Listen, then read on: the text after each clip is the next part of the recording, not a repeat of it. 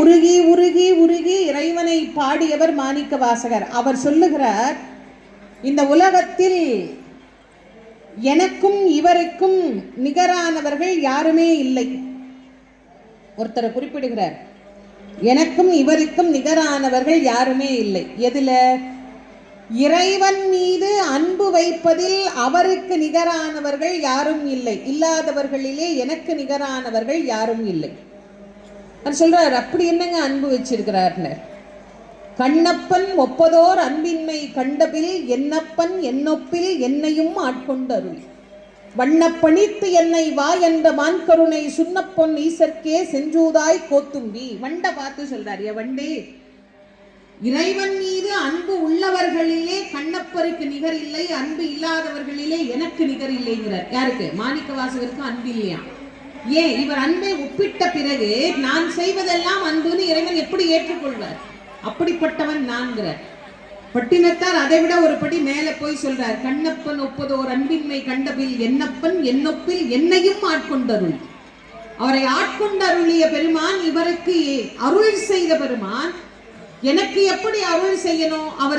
அவர் ஏற்ற பல விஷயத்தை என்னால செய்யவே முடியாது. அதுக்கு ஒரு லிஸ்டே கொடுக்கிறார் பட்டினத்தார்.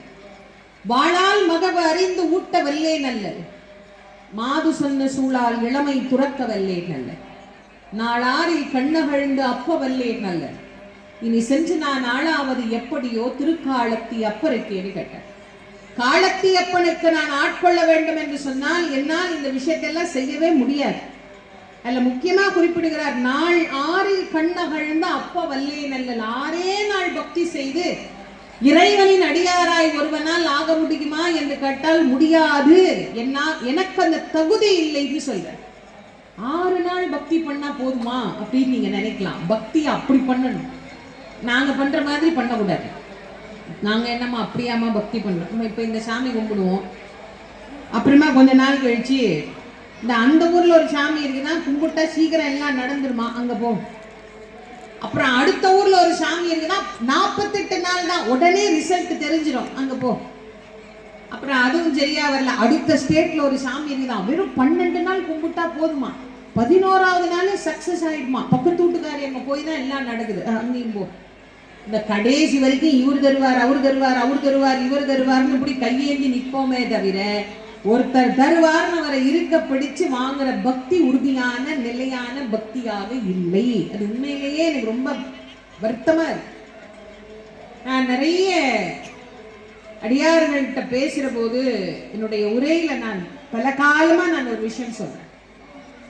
நீங்க எல்லாம் வயதில் வளர்ந்து கொண்டே வருகிறோம், நாம் எல்லாம் உடலால் வளர்ந்து கொண்டே வருகிறோம், உயரத்தால் வளர்ந்து கொண்டே வருகிறோம். ஆனால் பக்தியினால் வளர்கிறோமா அப்படின்னு கேட்டா ரொம்ப சந்தேகமா தான் இருக்கு. பக்தியில என்னம்மா வளரணும்னு முதல்ல 2 கோயிலுக்கு போனார், இப்ப 10 கோயிலுக்கு போறார். அப்படி வளர்றதா பக்தின்னு? அது பக்தி இல்லை. பக்தியில கொஞ்சம் கொஞ்சமா வளர்ந்து என்ன நிலையை நாம் அடைய வேண்டும்னு யோசிக்கணும்னா, இறைவனிடத்திலே எதையுமே எதிர்பாராத ஒரு அக்காரணமான பக்தியை நாம் வளர்த்து கொள்ளல் வேண்டும். காரணமான பக்தி வேறு, அகாரணமான பக்தி வேறு. காரணமான பக்தினா லிஸ்ட் போட்டுட்டே கோயிலுக்கு போறது, எனக்கு இதை கொடு, அதை கொடு, அது வேணும். சாமிக்கே டவுட் ஆயிடும். போன வாரம் கேட்டதை கொடுக்கறதா, இல்லை அதுக்கு முந்தின வாரம் கேட்டதை கொடுக்கறதா, இல்லை இந்த வாரம் கேட்கறத கொடுக்கறதா, இல்லை அடுத்த வாரம் புதுசா ஏதாவது வந்து கேட்குமோ இந்த அம்மா, வெயிட் பண்ணி பார்ப்போம் அப்படிங்கிற நிலைமைக்கு லிஸ்ட் இருக்கக்கூடாது. இதை கொடு, அதை கொடு, எதையுமே கேளாது. கடவுள்கிட்ட கேட்கணும்னு என்ன அவசியம் இருக்கு? ஏதாவது கேட்கணும்னு தேவை இருக்கா? ஒண்ணுமே இல்லையே. வேண்டத்தக்கத அறிவோய் நீ, வண்ட முழுவதும் தருவோய். எனக்கு என்ன தேவைன்னு என்னை விட ரொம்ப நல்லா ஒருத்தனுக்கு தெரியும். அது யாருன்னா கடவுள் தான். அவனுக்கு தெரியுங்கிறதையே நாங்க மறந்துட்டோம். நாங்க நினைச்சுக்கிறோம் எங்களுக்கு தான் ரொம்ப அறிவு இருக்குது, நாங்க தான் எங்களை எல்லாம் வழி நடத்திக்கிறோம்னு. நாங்களாம் எங்களை வழி நடத்துறோம். அவன் ஏதோ ஆட்டுறான், நம்ம ஆடுறோம்.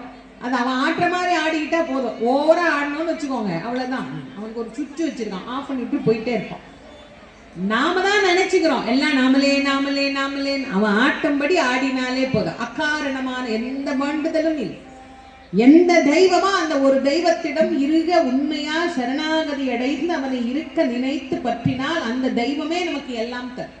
இப்ப இந்த காலத்துக்கு இது ரொம்ப சொல்ல வேண்டியதா. இப்ப கொரோனா முடிஞ்சப்ப ஒரு அன்பர் என்கிட்ட கேட்டார், அம்மா இப்ப நாட்டுல ரொம்ப பக்தி வளர்ந்துருச்சு இல்ல அப்படின்ட்டேன். நான் கேட்டேன், ஏங்க அப்படி கேக்குறீங்க? எந்த கோயிலுக்கு போனாலும் கூட்டமா இருக்குதுமா. கூட்டமே இல்லாத கோயில் எல்லாம் இப்ப கூட்டமா இருக்குது. கியூல நின்றுதான் சாமி பார்க்க வேண்டியதா இருக்கு. 8 மணி நேரம்லாம் சில ஊர்ல கியூல நிக்க வேண்டியதா இருக்கு. சாமி பார்க்கறதுக்கு அவ்வளவு மக்கள் வந்து கோயில்ல குமியிறாங்க. அதனால இப்ப கூட்டம் அதிகமாக பக்தி அதிகமாயிடுச்சு இல்லம்மா.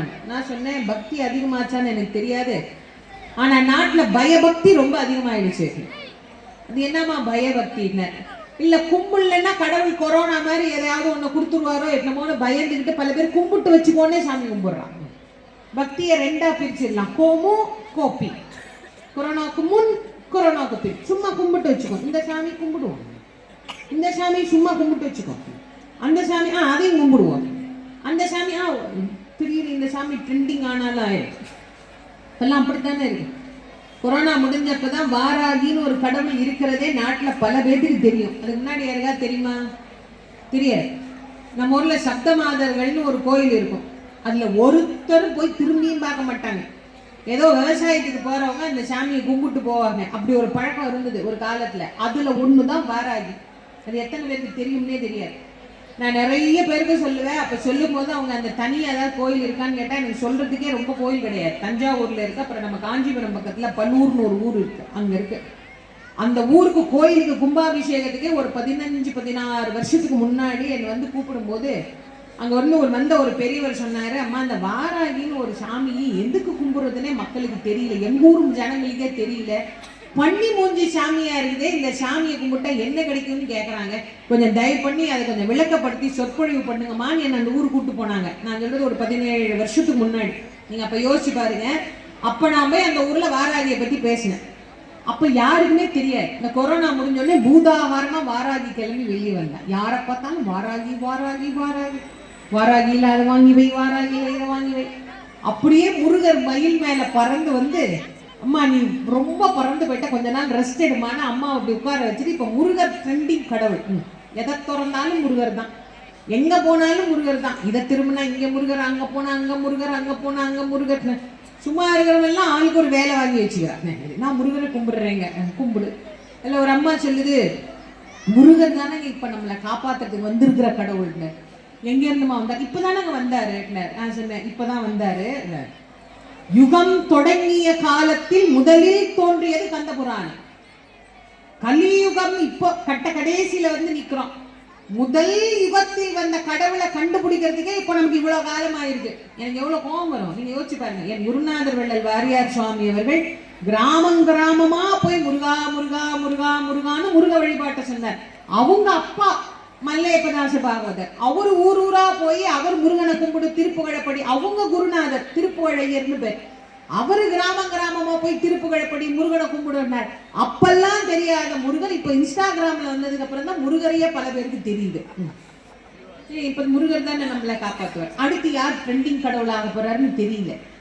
இப்ப ட்ரெண்டிங் ஆனா அந்த கடவுள், இந்த கடவுளை ஆயுத கும்பிடு, அந்த கடவுளை அதை கும்பிடு. இது பேர் பக்தியா? நான் தான் ஆரம்பத்திலே உங்களுக்கு சொன்னேன், எந்த தெய்வம் உங்களுக்கு இஷ்டமான தெய்வமோ, எது உங்களுக்கு விருப்பமான தெய்வமோ அந்த தெய்வத்தை தேர்ந்தெடுத்து அதை இருகப்பற்று. எப்படி பற்றினார்? பால் நினைந்தூட்டும் தாயினும் சால பறிந்த பாவையனுடைய ஊங்கினை ஒருக்கி உள்வொளி பெருக்கி உலப்பில்லா ஆனந்தமயமாகிய தேனினை சொரிந்து திகழ்புறம் தெரிந்த செல்வமே சிவபெருமானே, யான் உன்னை தொடர்ந்து சிக்கன பிடித்தேன். எங்கு எழுந்து அருள்வது இனி என்ன? பிடிச்ச பிடியில சாமி நம்மளை விட்டு போக முடியாதபடி இருக்கணுமா? அப்படி பிடிக்கணும், அப்படி பக்தி செய்யணும். அப்படி ஒருத்தர் பக்தி செய்ய, அந்த பக்தியை தெரிஞ்சுக்கணுங்கிறதுக்கு தான் இன்னைக்கு அவர் வரலாறு சொல்ற. சாதாரணமா பக்தினா என்னன்னே தெரியாத ஒரு கூட்டத்துல வந்து பிறந்தவர் கண்ணப்பர். அவரை பற்றி சொல்லுகிற போது மிக அழகாக சொல்லுவார். பக்தியும் கிடையாதா, அன்பும் இல்லை, அருளும் இல்லை, பக்தியும் இல்லை. அப்படி ஒரு கூட்டம். அவங்களுக்கு பக்தினா என்னன்னு தெரியாது, பயம்னா என்னன்னு தெரியாதான். அப்படி ஒரு கூட்டத்துல நாகர் அப்படிங்கிறவர் தான் அந்த கூட்டத்துக்கு தலைவர். அவருக்கு குழந்தை செல்வம் இல்லை. அங்க இருக்கிறவங்களுக்கு ஆண்டுக்கு ஒரு முறை கடவுளை வழிபடுவதுதான் வழக்கம். வருஷத்துக்கு ஒரு வாட்டி சாமி கும்பிடுவாங்க. இந்த வருஷத்துக்கு ஒரு வாட்டி குலதெய்வம் கோயிலுக்கு போய் சாமி கும்பிடுறவங்க நிறைய பேர் இருக்காங்க தெரியுமா? சிவன் ராத்திரி அன்னைக்கு தான் பல பேர் சிவன் கோயிலுக்கே போவாங்க. அவங்க கிராமத்தில் இருக்கிற சாமி அன்னைக்கு தான் தேடிட்டு போவாங்க. அது இப்போ வந்த பழக்கம் இல்லை, நீண்ட காலமாக உண்டு. வருஷத்துக்கு ஒரு வாட்டி சாமி கும்பிடுறது அவங்களுக்கு அப்படிதான், வருஷத்துக்கு ஒரு வாட்டி சாமி கும்பிடுறது. அப்படி சாமி கும்பிடுற போது அந்த வெறி அறியர்கிற கிழவி ஒருத்தி இருப்பாள்.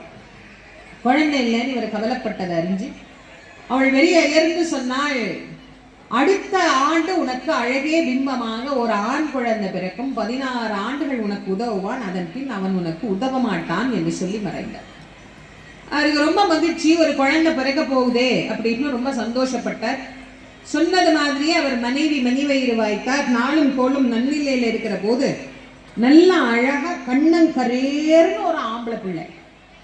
அது என்னம்மா அழகா கண்ணங்கரேருங்கிறீங்கன்னு, நம்ம சிகப்பு தான் அழகுன்னு நினச்சிட்டு இருக்கிறோம். நியாயமா கருப்பு தான் அழகுன்னு பெரியவங்கெல்லாம் நமக்கு சொல்லியிருக்கிறாங்க.